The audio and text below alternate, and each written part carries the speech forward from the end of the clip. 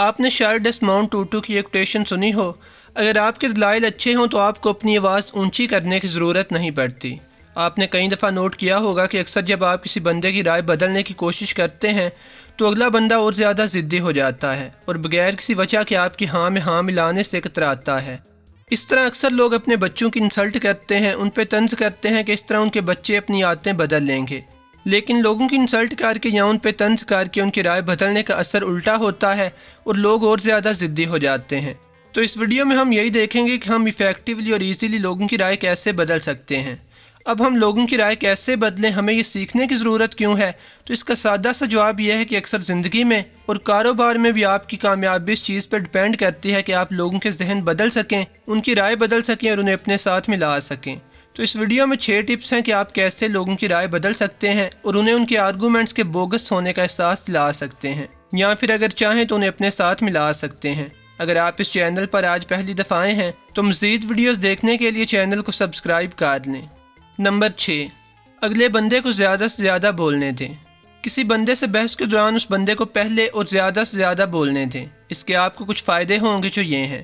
ایک تو آپ اگلے بندے کے دلائل میں جو خامیاں ہیں وہ پکڑ لیں گے اور ان کی بیس پہ اپنے دلائل کو اور بھی مضبوط بنا سکیں گے۔ دوسرا، جب آپ کے بولنے کی باری آئے گی تو غالباً اگلے بندے کے پاس اپنے دلائل کو سپورٹ کرنے کے لیے زیادہ باتیں نہیں رہ جائیں گی۔ تیسرا، اگلے بندے کی باتیں دھیان سے سننے کے لیے اور اسے توجہ دینے کے لیے اگلا بندہ آپ کو پسند کرے گا اور آپ کے ساتھ ضد لگانے کی بجائے آپ کی باتوں اور رائے کو کھلے دل سے سنے گا۔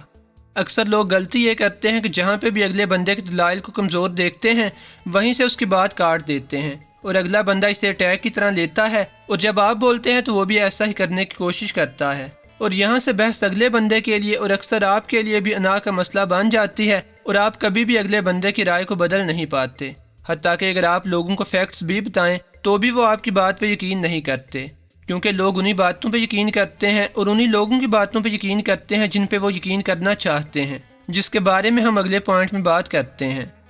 نمبر 5،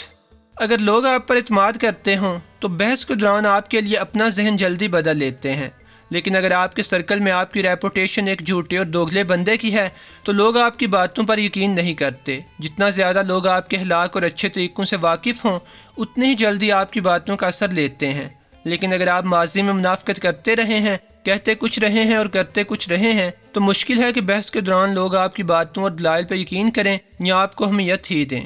نمبر 4،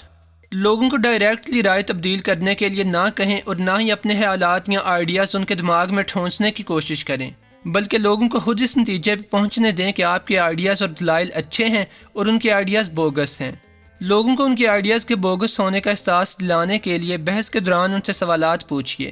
اور انہیں اپنے مضبوط دلائل سجیشن کے طور پہ دیں، نہ کہ ان پہ اٹیک کریں۔ لوگ آپ کے دلائل سن کے خود اس نتیجے پہ آئیں کہ ان کے خیالات بوگس ہیں۔ اگر آپ ڈائریکٹلی اپنی اوپینین کے ساتھ ان پہ اٹیک کریں گے تو اس طرح وہ ضد میں آ جائیں گے۔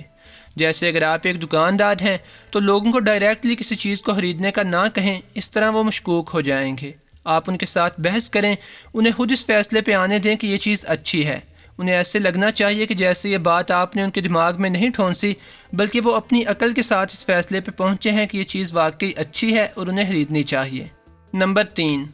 لوگوں کی رائے بدلتے ہوئے ایسا سٹائل نہ اپنائیں کہ جس سے لگے کہ آپ اگلے بندے کو ہرانے کی کوشش کر رہے ہیں، کیونکہ اگر آپ ایسا کریں گے تو آپ کے دلائل چاہے جتنے بھی اچھے ہوں، اگلے بندے کی انا اسے آپ کے ساتھ اتفاق کرنے سے روکے گی اور آپ اپنا مقصد پورا نہیں کر پائیں گے۔ آپ اس کے ساتھ اپنی بحث کو ایسے ہی لگنے دیں جیسے یہ عام کنورسیشن ہے اور ساتھ ساتھ آپ اس کی اوپینین بدلنے پہ کام کریں۔ اگر اگلے بندے کا کوئی پوائنٹ آپ کو ویک لگے تو اسے حقارت سے غلط کہنے کی بجائے اس طرح کے جملوں سے کام لیں، جیسے ہو سکتا ہے کہ میں غلط ہوں لیکن میں آپ کے اس پوائنٹ سے اتفاق نہیں کرتا۔ اب چونکہ آپ نے اگلے بندے کو کمپلیٹلی غلط نہیں کہا تو یقیناً وہ نئی پاسبلٹیز کے لیے اوپن رہے گا، اور یہاں پہ آپ اسے اپنی رائے دے کے اس کی اوپینین بدل سکتے ہیں، لیکن اسے ڈائریکٹلی غلط کہنے سے کام نہیں چلے گا۔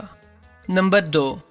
اب اگر آپ کے اپنے دلائل ہی کمزور ہیں اور آپ یہ بھی چاہتے ہیں کہ اگلے بندے سے ہاں کہلوا لیں تو پھر آپ اپنے لفظوں کا انتخاب سوچ سمجھ کر کریں اور بحث کے دوران آہستہ آہستہ نہ بولیں۔ آہستہ آہستہ بولنے سے اگلے بندے کے پاس وافر ٹائم ہوگا کہ آپ کے کمزور دلائل کو پکڑ سکے، لیکن اگر آپ تیز بول لیں اور تیزی سے ایک بات سے دوسری پہ جمپ کرتے رہیں تو اگلے بندے کو آپ کے دلائل کا زیادہ تجزیہ کرنے کا ٹائم نہیں ملے گا اور وہ آپ کے لیے ہاں بول دے گا۔ اب نمبر 1 پہ جانے سے پہلے یہ مینشن کر دوں کہ میرے چینل پہ اس ٹاپک سے ملتے جلتے موضوعات پہ کچھ ویڈیوز ہیں جن کے تھمبنیل اس وقت آپ کے سامنے ہیں، اور ان ساری ویڈیوز کے لنک آپ کو اس کونے میں موجود آئی کے بٹن کو ٹچ کرنے سے مل جائیں گے، یا پھر آپ چینل وزٹ کر لیجئے۔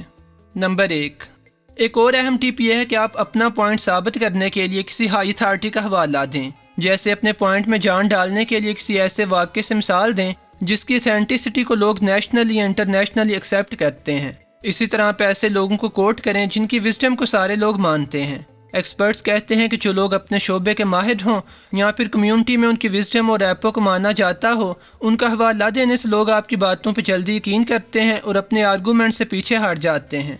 امید ہے کہ یہ ویڈیو آپ لوگوں کو پسند آئی ہوگی۔ اگر آپ اس چینل پر آج پہلی دفعہ آئے ہیں تو مزید ویڈیوز دیکھنے کے لیے چینل کو سبسکرائب کر لیں۔ خدا حافظ۔